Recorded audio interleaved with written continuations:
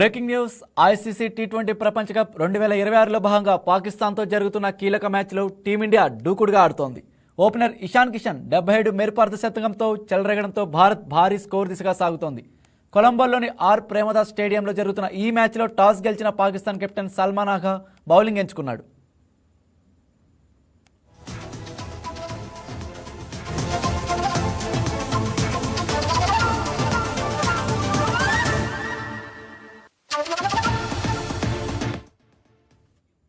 Batting ప్రారంభించిన భారత్కు ఆరంభంలోనే ఎదురు దెబ్బ తగిలింది. ఇన్నింగ్స్ మొదటి ఓవర్ చివరి బంతికే ఓపెనర్ అభిషేక్ శర్మ డకౌట్గా వెనుదిరిగాడు. దాంతో టీమిండియా శిబిరంలో నిశ్శబ్దం నెలకొంది. అయితే ఇషాన్ కిషన్ ధాటిగా ఆడుతూ ఉత్సాహం కలిగించాడు. వన్ డౌన్గా క్రీజులోకి వచ్చిన తిలక్ వర్మతో కలిసి ఇషాన్ కిషన్ ఇన్నింగ్స్ను చక్కదిద్దాడు. పాక్ బౌలర్లపై ఎదురుదాడికి దిగిన కిషన్ బౌండరీలతో విరుచుకుపడ్డాడు. కేవలం 27 బంతుల్లోనే 50 పరుగులు చేసి అద్భుత ఫామ్ను ప్రదర్శించాడు.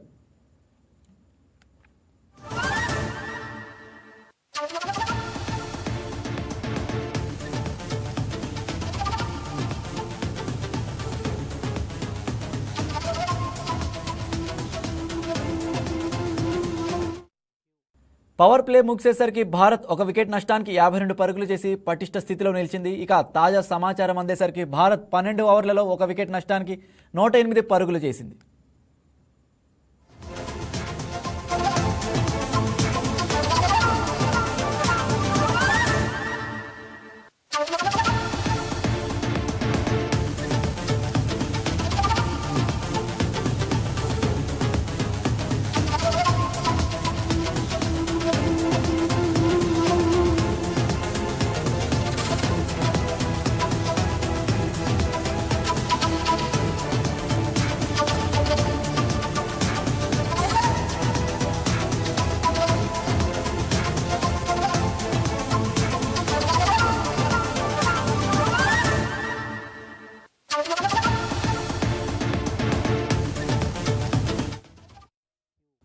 ఐసీసీ టీ20 ప్రపంచ కప్ 2026లో భాగంగా పాకిస్తాన్తో జరుగుతున్న కీలక మ్యాచ్లో టీమిండియా దూకుడుగా ఆడుతోంది.